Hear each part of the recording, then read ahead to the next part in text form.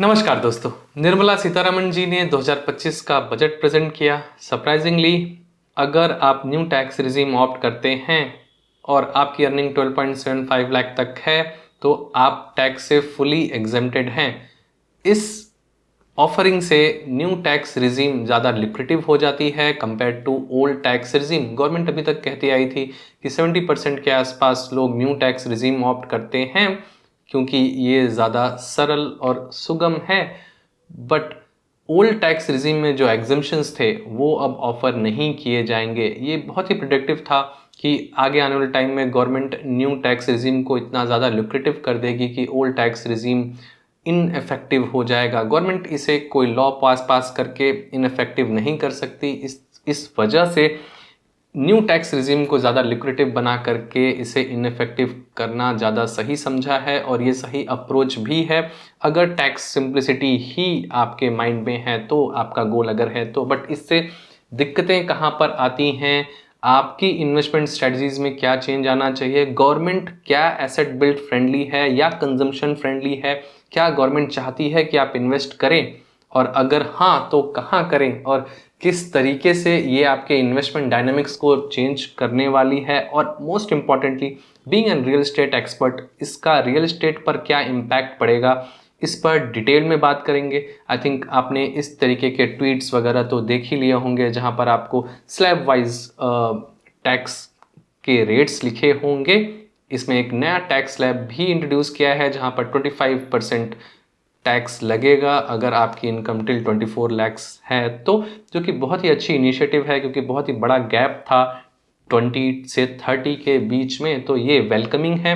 But being an investor, अगर आप अपने फ्यूचर को फिनेंस प्रूफ करना चाहते हैं, फिनेंशियली इंडिपेंडेंस की तरफ जाना चाहते हैं और अपना जो आगे वाला टाइम है ओल्ड एज के लिए जो आप अपनी सेविंग्स वगैरह कर रहे हैं, इस पर अगर फोकस किया जाए तो न्यू टैक्स रिजीम डिस्करेज करता है ऐसी इन्वेस्टमेंट्स को। In fact long term capital gain tax होना ही नहीं चाहिए और है भी तो 12.5% पर है। और जो ये चेंजेस किए गए हैं वो long term capital gain tax के लिए एप्लीकेबल ही नहीं है। तो इट्स अ ट्रिक, कोशिश की गई है कि न्यू टैक्स रिजीम को इतना ज़्यादा लिक्रेटिव बना दिया जाए कि ओल्ड टैक्स रिजीम इनफेक्टिव ही हो जाए। तो गवर्नमेंट ऐसा इसलिए कर रही है क्योंकि जो कंजम्पशन सफ़र होता आया है पिछले 2 सालों में, इसको बूस्ट मिले, ज़्यादा से ज़्यादा लोगों के हाथ में जब पैसा आए तो वो लॉन्ग टर्म के लिए सेव ना करें, इन्वेस्ट ना करें, अपने फ्यूचर को फिनेंस प्रूफ ना बनाए, रादर वो नई कार लें, एफएमसीजी में सबसे ज़्यादा इन्वेस्ट करें जिन पर कि सबसे ज़्यादा पॉजिटिव इम्पैक्ट भी हमने देखा शेयर्स में स्पेसिफिकली, राइट। तो यस, इससे गवर्नमेंट यही चाहती है। और जो न्यू प्रोफेशनल्स हैं वो भी सेविंग्स को बहुत ज़्यादा प्रायोरिटाइज नहीं करते हैं। जो हमारी पहली जनरेशन रही है उन्होंने सेविंग्स पर बहुत ज़्यादा फोकस किया, इनफैक्ट वो स्पेंड ही नहीं करते थे अपनी नेसेसिटीज़ में भी। बट यहाँ पर जो नई जनरेशन है वो लिज़ा के लिए भी पैसा खर्च करना चाहती है और गवर्नमेंट ऐसा चाहती भी है, राइट, कि जिससे कि ज़्यादा से ज़्यादा पैसा आए और हम कंजम्पशन बेस्ड इकोनॉमी में हैं तो कंजम्पशन हम करते रहें जिससे कि इकोनॉमी चलती रहे। बट इससे एक प्रैक्टिकल प्रॉब्लम आ जाती है कि अगर आप जितना पैसा कमा रहे हैं लगभग उतना ही खर्च करते जाएंगे तो आप अपना फ्यूचर सिक्योर कैसे करेंगे, राइट। तो इसका सबसे पहला रास्ता आता है रियल एस्टेट में इन्वेस्टमेंट करके, क्योंकि रियल एस्टेट से रिलेटेड भी कुछ इंपॉर्टेंट अपडेट्स दिए हैं गवर्नमेंट ने। जो सबसे पहला और मोस्ट इंपॉर्टेंट अपडेट है कि अगर आप 2 प्रॉपर्टीज रखते हैं तो सेकंड प्रॉपर्टी को भी self occupied as a relocated property दिखा सकते हैं और उस पर जो भी कैलकुलेटेड रेंटल्स पहले देना पड़ता था वो अब आपको नहीं देना होगा, राइट। तो पहले ऐसी कंडीशंस थे कि रिलोकेटेड में ही होनी चाहिए, दो प्रॉपर्टी सेम शहर की आप इसे एग्जम्प्ट में नहीं दिखा सकते थे, सेल्फ ऑक्यूपाइड नहीं दिखा सकते थे, which is a good move कि कोई भी क्वेश्चन नहीं पूछे जाएंगे। अगर आप 2 प्रॉपर्टी रखते हैं तो दो की दोनों को सेल्फ ऑक्यूपाइड दिखा सकते हैं और अगर उससे रेंटल भी आ रहा है तो आप नॉर्मल इनकम में इसे शो कर सकते हैं या कोई और तरीका भी अपना सकते हैं जैसे कि जनरली लोग अपनाते हैं, राइट। तो ये बहुत ही इंपॉर्टेंट स्टेप है टूवर्ड्स टैक्स सिंप्लीफिकेशन, क्योंकि कई बार ऐसा होता है कि लोग नोएडा में रह रहे हैं और गुड़गांव में जॉब कर रहे हैं और अगर वो गुड़गांव में नई प्रॉपर्टी ले लें तो उस पर ये सारी चीज़ें आपको सेम शहर में काउंट कर ली जाती थी और उस पर टैक्स एग्जेम्पशन नहीं मिलता था। तो it's a good move. Same शहर में भी आप 2 प्रॉपर्टीज ओन कर सकते हैं और सेल्फ ऑक्युपाइड दिखा सकते हैं। यस, तीसरी प्रॉपर्टी के लिए आपको कैलकुलेटेड रेंट देना होगा जितना भी बनता है, बट अच्छी बात यह है कि न्यू टैक्स रिजीम में ये एग्जिम्पशन आप अभी भी ले सकते हैं। इसको मैं एक्सप्लेन करता हूँ एक एग्जांपल के थ्रू। अगर आपने एक हाउसिंग लोन लिया है, उसकी इंटरेस्ट पार्ट मान लेते हैं कि 2 लाख रुपए के आसपास जाती है और आप उससे लेट आउट प्रॉपर्टी से, लेट से अगर वो तीसरी प्रॉपर्टी है, आपने उसे लेट आउट कर दिया है और जो आपका इंटरेस्ट पार्ट है, मतलब लॉस ऑफ हाउसिंग प्रॉपर्टी के इनकम की बात की जाए तो वो 2 लाख रुपए है और आप वहां से गेन 3 लाख कर रहे हैं, तो 3 लाख में आपको 70% का डिडक्शन मिल जाता है, प्लस जो आपके एक्सपेंडिचर्स हैं, चाहे म्यूनसिपालिटी चार्जेस हो गए प्रॉपर्टी टैक्सेस वगैरह हो गए, ये सब हटाने के बाद जो बचा हुआ डिफ है, लेट से 50,000 रुपये आपके ऐसे एक्सपेंसेस हैं, तो जो बचा हुआ पैसा है 50,000 रुपये, उस पर ही आपको टैक्स देने की ज़रूरत है और ये चीज़ न्यू टैक्स रिजीम में अवेलेबल है। तो ये यूज़ की जा सकती है। अगर आप कोई रेडी पोजीशन प्रॉपर्टी ले रहे हैं फॉर रेंटिंग इट आउट, तो ये ऑप्शन बहुत बेहतर है। मैंने इस साल के शुरुआत में ही कहा था 2025 के आउटलुक में रियल एस्टेट के कि जो रेडी पोजीशन प्रॉपर्टीज़ हैं वो ज़्यादा बेहतर करेंगी। इसका रीज़न सिर्फ यही था कि आगे आने वाले टाइम में ओल्ड टैक्स रिजीम इनफेक्टिव कर दिया जाएगा, तो ये जो टैक्स एग्जेम्पशन है अभी भी लिया जा सकता है। और साथ में न्यू टैक्स रिजीम में जो एनपीएस के बेनिफिट्स हैं, आप अपनी बेसिक का 10% तक ऑप्ट कर सकते हैं। तो 12.75 लाख रुपीज़ जो आपको एग्जेम्पशन मिल रहा है वो तो है ही, और अगर आपकी बेसिक एज्यूम करते हैं 6 लाख रुपए है, तो आप बेसिक का 10% एनपीएस में भी कंट्रीब्यूट कर सकते हैं, which is a good thing, जो कि आपके रिटायर्स को सिक्योर करेगा। तो being an personal finance expert, मैं ये रिकमेंड करूंगा कि अगर आप 12 लाख से ज़्यादा अर्न करते हैं तो ये एनपीएस आपको पूरा यूटिलाइज करना चाहिए टिल इट्स लिमिट, मतलब 10% पूरा का पूरा करना चाहिए, क्योंकि 80C वगैरह के बेनिफिट्स नहीं हैं, तो गवर्नमेंट आपको पुश नहीं कर रही है अपनी लॉन्ग टर्म सेविंग्स के लिए। तो आपको ये रास्ते जरूर अपनाने होंगे, जिससे कि जब आप अपने रिटायर्स के लिए सेविंग कर रहे हैं तो अपना फ्यूचर सिक्योर कर पाएँ, क्योंकि ये कोई नहीं बता सकता कि आप कब तक प्लान करें अपने फिनेंसेस, 80 ईयर्स तक, 90 ईयर्स तक, 100 ईयर्स तक, प्लस आपके स्पाउस भी हैं, प्लस मेडिकल एक्सपेंसेस भी होते हैं। तो इस तरीके से आप कुछ लिक्विड इनकम अपने लिए जनरेट कर सकते हैं, सिक्योर कर सकते हैं फ्रॉम डे वन। तो आपको आज ही ये कर लेना चाहिए।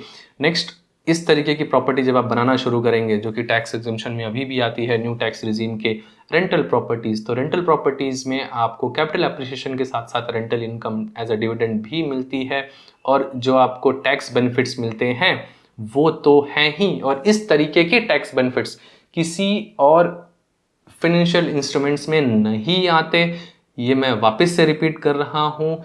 With this budget I am sure कि अब एसेट बिल्ड करना और भी मुश्किल हो जाएगा, बट अगर आप फर्स्ट इजी स्टेप लेते हैं towards building your wealth through real estate, तो आगे आने वाला टाइम आपके लिए ज़्यादा फेवरेबल रहने वाला है। तो focus on ready to move in properties. मैं ये चीज़ वैसे 6 महीने से बोल रहा हूँ, और कोशिश कीजिए रेडी टू मूव इन या नियर पोजीशन प्रॉपर्टीज़ लें और उस पर जो भी अपने लॉस हैं थ्रू इंटरेस्ट वो दिखा लें, और ऐसी मल्टीपल प्रॉपर्टीज़ ओन करें।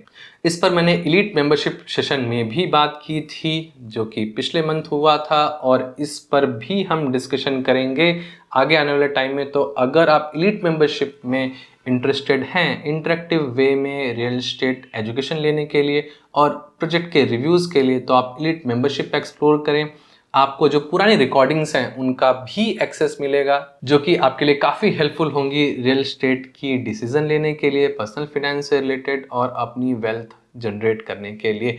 नेक्स्ट, अगर टीडीएस की बात की जाए तो इससे पहले 2.4 लाख तक अगर आप रेंट दे रहे हैं तो 5% का टीडीएस डिडक्ट करके आपको लैंडलॉर्ड को ट्रांसफ़र करना होता था, बट अब ये लिमिट 6 लाख तक बढ़ा दी गई है।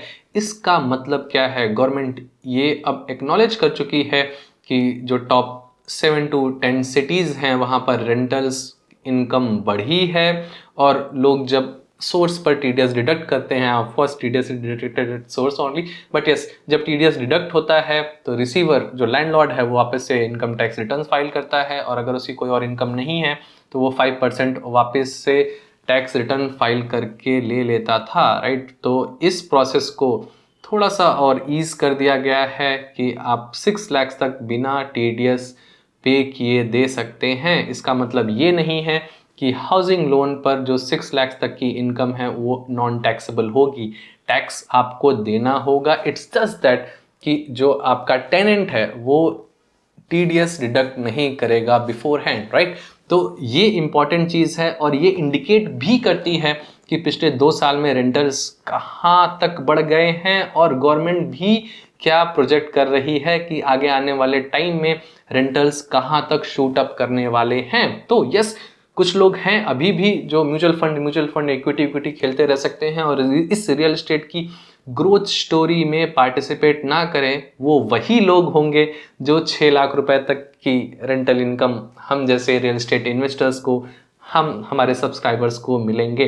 तो ये इंपॉर्टेंट अपडेट है, और यहाँ पर मुझे ऐसा लगता है कि लोगों को जाग जाना चाहिए कि real estate is a liquidative investment instrument. कई बार तो लोग रियल एस्टेट को एज अ इन्वेस्टमेंट इंस्ट्रूमेंट ही नहीं मानते हैं, बट यहाँ पर आपको long term capital gain tax नहीं देना अनटिल अनलेस आप उसे लिक्विडेट करना चाहें। अगर आप लिक्विडेट कर भी रहे हैं तो नेक्स्ट प्रॉपर्टी परचेजेस में इसे एडजस्ट भी कर सकते हैं। तो इस तरीके के जो ऑफरिंग्स हैं वो बाकी फिनेंशियल इंस्ट्रूमेंट्स नहीं करते हैं, और the big money, the big bulls are in real estate only. तो आगे वाले टाइम में जो पॉलिसीज भी बनेंगी तो इसी हिसाब से बनाई जाएंगी। अगर आप जर्नी पर हैं फिनेंशियल इंडिपेंडेंस के, वेल्थ क्रिएशन के, तो real estate is the only way to do so. और मैंने आपको सीधा तरीका बता दिया कि यस, हम इससे ये जरूर कह सकते हैं कि गवर्नमेंट अब डिस्करेज कर रही है इन्वेस्टमेंट, बट एक तरीका है जहां पर इस न्यू टैक्स रिजीम को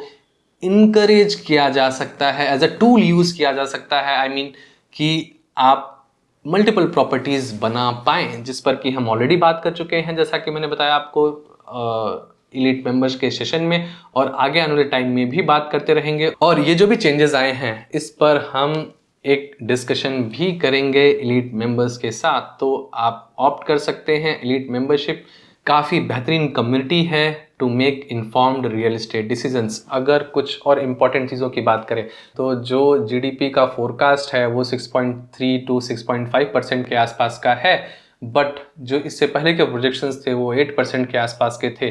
तो कहने को यस तालियां बजाई जा रही हैं कि यस, ये हम 6.5% का जीडीपी ग्रोथ एक्सपेक्ट कर रहे हैं।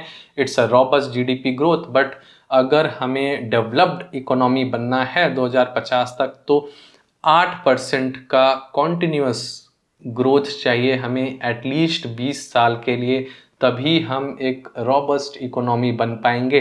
तो विद दिस 6.5% ऑफ प्रोजेक्शन ये चीज़ अचीव होगी 2075 तक, राइट। तो ये चीज़ क्लैप करने वाली चीज़ नहीं है, न्यूज़ नहीं है, प्रोजेक्शन नहीं है, ये डिस्करेजिंग प्रोजेक्शन है।